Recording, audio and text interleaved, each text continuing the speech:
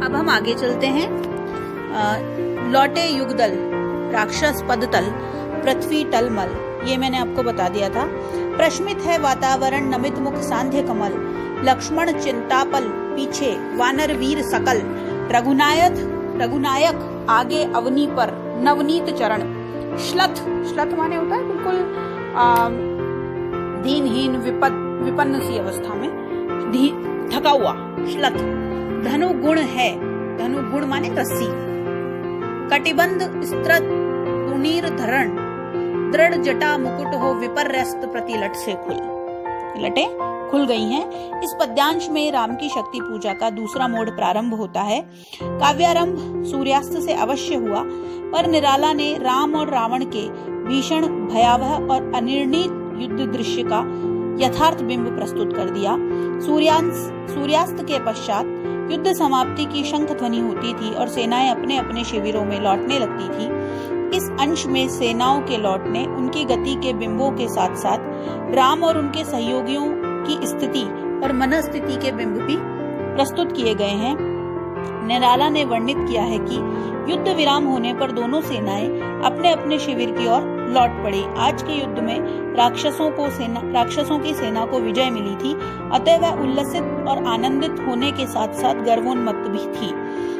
राक्षसी सेना के लौटने के क्षणों में उसका पद संचालन उसकी इस स्थिति को व्यक्त कर रहा था।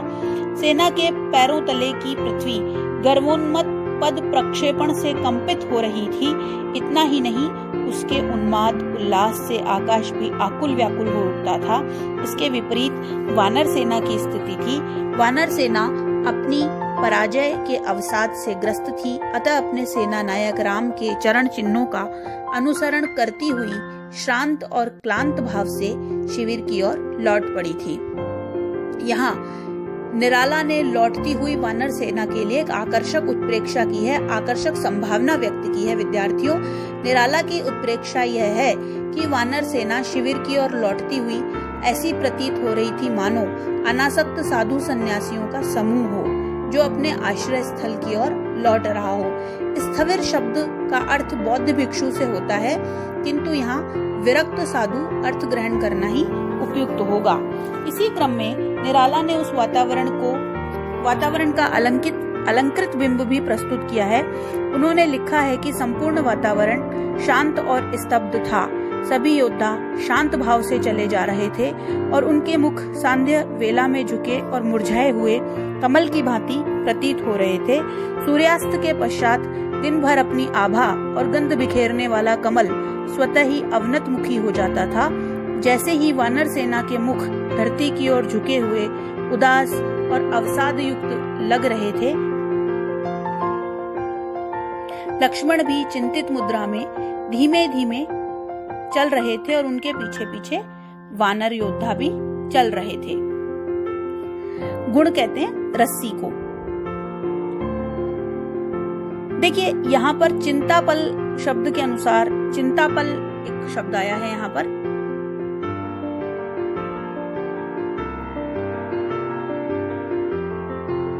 तो नगेंद्र ये कहते हैं कि चिंतापल के अनुसार चिंता पर है, किंतु चिंतापल शब्द का मेरे अनुसार अर्थ है चिंता से आकुल व्याकुल, अर्थात विविध प्रकार की चिंतित कर देने वाले प्रश्नों से जूझने वाले लक्ष्मण चिंतापल है ना। तो चिंतापल यानी कि विभिन्न प्रकार के चिंतित प्रश्नों से जूझने वाले लक्ष्मण फिर राम सेना के आगे आगे चल रहे थे। वे अपने नवनीत समान कोमल चरणों को धीरे धीरे पृथ्वी पर रखते हुए चल रहे थे। नवनीत चरण है ना, नवनीत कहते हैं मक्खन को। यह नवनीत चरण राम की चिंता स्थिति को भी व्यक्त करता है, विषाद जनित स्थिति को भी व्यक्त करता है। उनके धनु की प्रत्यंचा, धनु की जो रस्सी थी वो शिथिल थी। तुनीर धारण करने वाला कटिबंध, कमर में बंधी हुई पेटिका भी शिथिल हो गई थी। वह वास्तविक स्थान से नीचे खिसक कर खुल गई थी। फैला पृष्ठ पर दृढ़ जटा मुकुट हो विपर्यस्त प्रतिलट से खुल। फैला पृष्ठ पर, बाहुओं पर, वक्ष पर विपुल। उतरा जो दुर्गम पर्वत पर नैशांधकार, चमकती दूर ताराएं जो कहीं हो पार। है ना? राम का जटाबंध जो युद्ध में जाते समय दृढ़ता से बंधा हुआ था, वह निरंतर युद्धरत बने रहने के कारण बिखर गया। उनके जटाजूट की एक एक लट खुलकर उनके पृष्ठभाग, वक्ष और बाहुओं पर फैल गई थी। राम ने कल्पना की है कि उनका श्यामल केश राशि से आवृत राम का शोभन रूप, यहाँ रूप शोभन नहीं था परंतु रहस्यमय प्रतीत हो रहा था।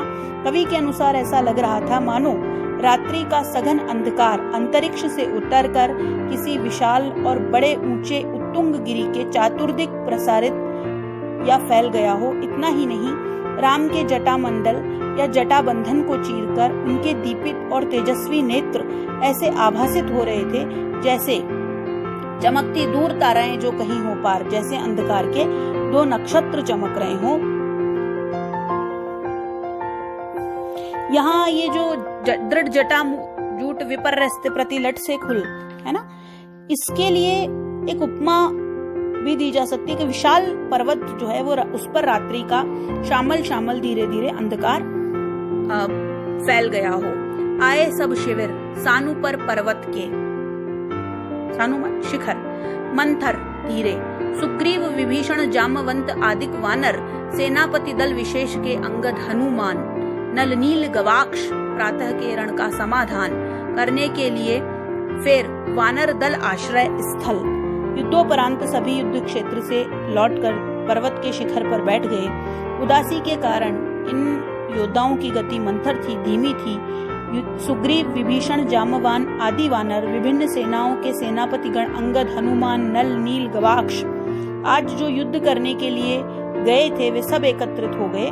संकेत यह है कि दिन भर के जो लोग थे जो युद्ध करने के लिए चले गए थे वो सब रघुवर की अपने सेनापति श्री राम की आश्रय ग्रहण करने के लिए वो बैठे रघुकुल मणि श्वेत शिला पर, मणि की सफेद शिला पर रघुकुल मणि यानी कि श्री राम बैठ गए।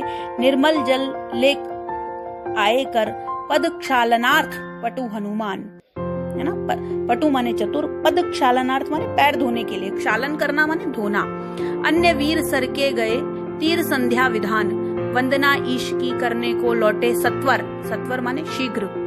सब घेर राम को बैठे आज्ञा को तत्पर, पीछे लक्ष्मण सामने विभीषण भल्लधीर, भल्लधीर माने जामवंत। सुग्रीव प्रांत पर पाद पद्म के महावीर, यूथपति अन्य जो स्थान हो निर्निमेष, निर्निमेष माने लगातार। देखते राम का जित सरोज मुख श्याम देश। उनके बैठते ही वानर सेना जब रण क्षेत्र से लौटकर शिविर में पहुंच गई तो रघुकुल शिरोमणि अर्थात रघुकुल के कुलमणि, रूपक अलंकार है, श्री राम हनुमान श्री राम एक शुभ्र और स्वच्छ श्वेत शिला पर बैठ गए। उनके बैठते ही कार्यपटु अर्थात कुशल हनुमान राम के हाथ पैरों के प्रक्षालनार्थ उनको धोने के लिए निर्मल जल ले आए। सेना के अन्य योद्धा संध्या वंदन और ईश्वर की वंदना के निमित्त जो समुद्र तट पर गए थे शीघ्र ही कार्य से निवृत्त होकर लौट आए। सभी राम को घेरकर इस आशा में बैठ गए कि राम हमें आज्ञा दें और हम उसका पालन करें। राम के पृष्ठभाग की ओर लक्ष्मण, सामने विभीषण, ऋक्षपति जामवान और सुग्रीव विद्यमान थे। हनुमान राम के चरण कमलों में बैठे थे। इसके अतिरिक्त जो सेनापति थे अर्थात नल नील और गवाक्ष, वे भी नील कमल के सौंदर्य को लज्जित करने वाले राम के श्याम वर्णी मुख की ओर निर्निमेष यानी के लगातार देख रहे थे। राम जित सरोज को जीतने वाले, नील कमल को जीतने वाले ऐसे सांवले वर्ण के श्याम के राम के मुख के सामने वो बैठे थे। है अमानिशा, अमानिशा माने अमावस्या की रात्रि, उगलता गगन घन अंधकार, खो रहा दिशा का ज्ञान, स्तब्ध है पवनचार, अप्रतिहत गरज रहा पीछे अंबुदी विशाल, भूदर जो ध्यान मग्न केवल जलती मशाल, स्थिर राघवेंद्र को हिला रहा फिर संशय। अमानिशा अमावस्या की रात्रि है और सभी उनके सेनापति अर्थात श्री राम श्वेत शिला पर बैठे हैं। चारों ओर अमावस्या का अंधकार है। इस अंधकार में राम की स्थिरता जैसे विचलित हो उठती है, उनके मन की शंकालु स्थिति भी बढ़ती है, वे निराश हो उठे हैं। निराला लिखते हैं कि अमावस्या की सघन रात्रि है, चातुर्दिक सघन या संश्लिष्ट अंधकार छाया हुआ है। अंधकार की सघन स्थिति को देखकर ऐसा प्रतीत होता है मानो गगन ने इस अंधकार को उगल दिया है जिससे सर्वत्र व्याप्त हो गया है। अंधकार की ये परतें ऐसी फैल रही है कि दिशाओं का ज्ञान भी खो गया है और चारों प्रकार की जो पवन है वो उदान समान व्यान इत्यादि वो सब भी शांत होकर के स्तब्ध हैं। अप्रतिहत लगातार गरज रहा पीछे अम्बुदी यानी के सागर जो है वो लगातार गरज रहा था, उसकी आवाज लगातार आ रही थी। भूधर जो ध्यान मग्न, पर्वत इतना शांत बैठा हुआ था, केवल जलती मशाल, केवल मशालें जल रही थी और मशाल के जलने से इस अंधकार की भयंकरता और भी स्पष्ट और घनीभूत हो गई थी।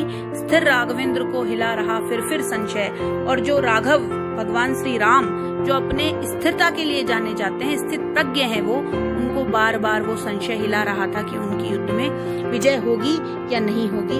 अब हम एक बात और करते हैं कि जिस समय इस कविता की रचना हुई उस समय भारतवर्ष का जो वातावरण था, निराला के साथ जो घटनाएं घट रही थी वे कुछ इस तरह की हो रही थी कि उनको अमावस्या थी और कुछ दिखाई नहीं दे रहा था। और हम इस जो उनका जो उनकी तुलना, उनकी साम्यता, वो अपने जीवन की साम्यता वो राम के साथ करते हैं और वो ये कहते हैं अमानिशा है, अमावस्या की रात्रि है, स्वयं आकाश ही, स्वयं जो गगन है वो भी अंधकार जो है वो उसको उगल रहा है, उसको निकाल रहा है, कुछ नहीं दिखाई दे रहा, सब कुछ जो है वो खत्म है। अच्छा, यहाँ केवल जलती मशाल से अमानिशा की भयंकरता जो है वो द्विगुणित हो उठी है। अमानिशा शब्द ही अपने आप में इतना समुचित है कि पढ़ने मात्र से जो अंधकार की जो सघनता है उसका बिंब स्पष्ट होता है।